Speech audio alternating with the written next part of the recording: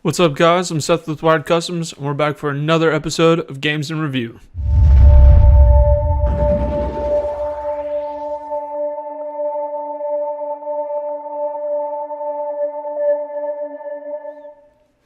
So today I want to talk about a game that's starting to gain popularity. It's called Ring of Elysium. Originally, this game was released titled as Europa, but that was pulled and apparently it was reworked. This game is designed by a company called Tencent Games. Tencent. I don't know how to say it. They're Chinese.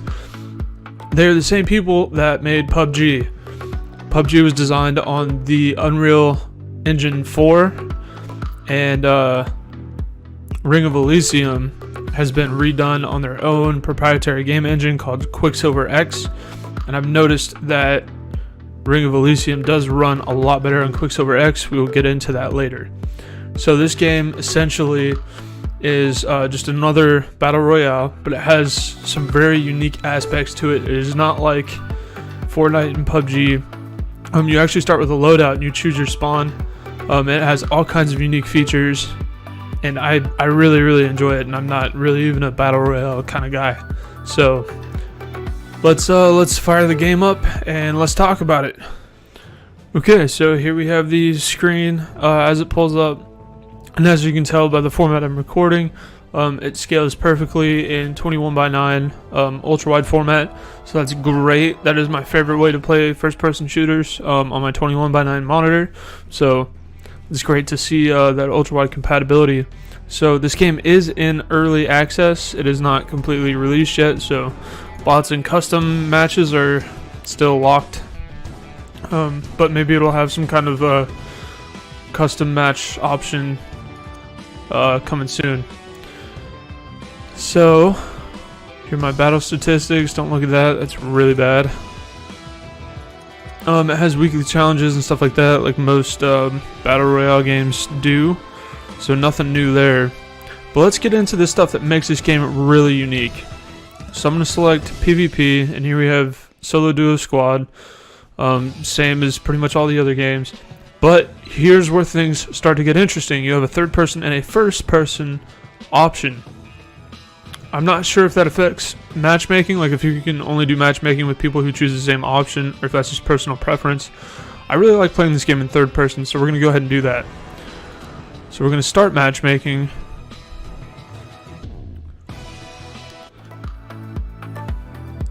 Also, just for reference, the graphics settings, just because I know you're probably watching these numbers in the top left, even though I will, make special time in the video for performance, I have graphics set to, the resolution is 3440 by 1440p, which is 1440p ultra wide. The graphics quality is set to normal, and anti-aliasing is set to low because that's just a performance killer for no good reason. And the rendering, this is a special option that I honestly haven't seen on a game before. The rendering is set to vibrant. When I first played this game, honestly, I had a really bad first impression because I didn't have the rendering set to vibrant. I had it set to realistic, and you get two very different results. Okay, so here's something I want to talk about here. There are 3 starter packs you get: gliding, skiing, and climbing. You can use these 3 to get around. Obviously, gliding pack, you can jump off stuff and glide, but you get a weaker pistol, I think maybe less ammo. Skiing pack, you get a snowboard, you get a slightly more powerful handgun, more ammo. And climbing pack is very limited for mobility, as it shows down there. Mobility is 1 bar, capacity is 3. However, you get an awesome rifle, and more ammo, etc. So you're kind of trading firepower, initial firepower, mind you, initial firepower for mobility. So I think that's pretty cool that you get the option of these loadouts. You're not out there like Black Ops 4 where you just have your fists, or Fortnite where you just have that dumb pickaxe. They actually arm you when you go into it. And also here in this screen, I don't know if you noticed that yellow ball is where I chose to spawn. You choose your spawn point. All these other blue squares are where everybody else spawns. And this match has 56 people. Okay, so here we go. Hopefully performance is not too bad. I do have it on display capture, unfortunately. I could not do game capture. So here we are. I'm really hoping that this shows somewhat accurately what the gameplay is like. It's a little more. Whoa! Oh, pardon my French, but that came out of nowhere. It's a little bit screen teary. I didn't really even get to show you any of the gameplay. I got blasted immediately. So let's try this again. Okay, so while we were waiting for this next match to start, I kind of want to go over optimization. I mean, obviously I'm going to record with, statistics in the top left, well, right above me, so you can see kind of like the usage of the game. But I will say, despite me having the settings turned down, it is pretty demanding. Yeah, I'm using screen capture right now, and that's kind of killing my frames a little bit, but it's a pretty demanding game. If you don't have a really high-end graphics card, you will have to turn the settings down, and that's a little bit disappointing because this game is not extremely aesthetically pleasing. If you take a game like Battlefield, which looks amazing, and it's really easy to get high frame rates with that game, it's very, very, very playable. I don't know what they did with Battlefield to make it run so good and look so good, but whatever they did, they made some good decisions there.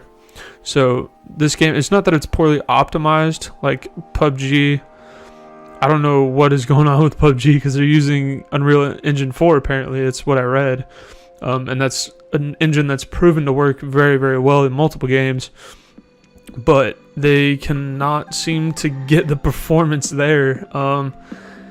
Frames jump all over the place in PUBG, and that sucks. Even people who go out and get 1080 Ti's still cannot maintain decent frame rates, and that is on the developer's end. That is their shortcoming. This game is not the case. Yes, it is pretty demanding, and it's kind of hard to run. I'm not even in 4K, and I'm having a hard time holding 60, 70 FPS. But it's consistent, which is really the key here. In my opinion, it's okay to have a pretty graphically demanding game as long as there's consistency. So you're not going to be getting the horrible stuttering, screen tearing, any of that stuff that PUBG suffers from. This game is really consistent, and even under 60 FPS, even when I'm hitting like 50 something, it doesn't tear, it doesn't stutter, it looks really good, it's really enjoyable to play, and I'm really happy about that. So I start off with a pistol. I have already equipment, but there's a lot of stuff laying around. Weapon upgrades, ammo, armor, health, as I just picked up, and it's everywhere, which I think is awesome. It's not super hard to find. Like I think Fortnite, the weapons are a little more rare than I would like, but here, I mean, this stuff is just absolutely littered all over the place, which is great. The map is pretty big, and there's only 58 people. So is that good? Yeah, I don't know. It's, I guess, for you to decide. I really like how this game is set up, honestly. I like the map. Some people have complained that the map is kind of boring. Oh, died again. I'm not good at Battle Royale games at all. I'm really not. So I'm just gonna record some gameplay for a while and kind of let you guys see the game for what it is, kind of check out the map and get a feel for it. And then in a little bit here, I will go over some actual solid performance numbers, different resolutions to kind of, and different rendering settings to see what frames you can expect. I'm using a for the Win 3 1080 Ti card, so I understand that these results aren't really, average consumer oriented. They're going to be a little bit higher because I do have a 1080 Ti. Not bragging, not being elitist, just giving you a heads up I'm not using a 1060, so when you go run this game on your 1060, don't get mad at me when your numbers aren't matching mine. Just a disclaimer. So I'm going to see if I can't kill somebody. I'm really bad at these games, which breaks my heart because they're so much fun. But I don't know, maybe with some practice I'll get better. Anyways, I digress. Here's some gameplay.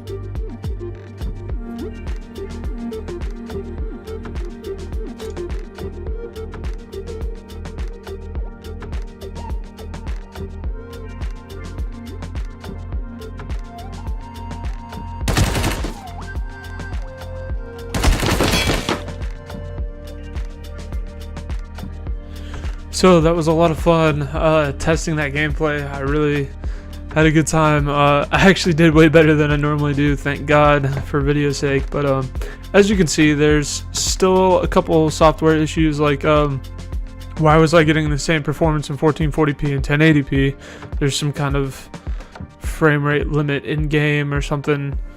Because obviously it's not my hardware, because my GPU usage was sitting like 20-30%. I should have been getting way higher frame rates than that, but the game is still early access, so I can't fault them for that. The gameplay overall is great. I love that you spawn with a loadout. I love the surplus of weapons. I love the map layout. The fact that you get 3 different methods of transportation, whether it's zipline, snowboard, or hang gliding, I think that's pretty amazing. I think this is probably the best Battle Royale game that is out right now. We'll see what the blackout mode on Black Ops 4 is going to be like. I played the beta. It was kind of fun. I wasn't super impressed though. So we'll see what they do with that. But so far, I think Ring of Elysium has a lot of potential. I'm really excited to see what it's like when it's in alpha. And yeah, overall impression is great. I mean, it costs a whopping $0.00. So kind of hard to beat that. But I really enjoy the game, and I think so far they've done a great job with it, and I'm really excited to see where it goes from here. So give me a thumbs up if you thought this review was helpful, thumbs down if it sucks, share the video, and we'll see you on the next episode of Games in Review.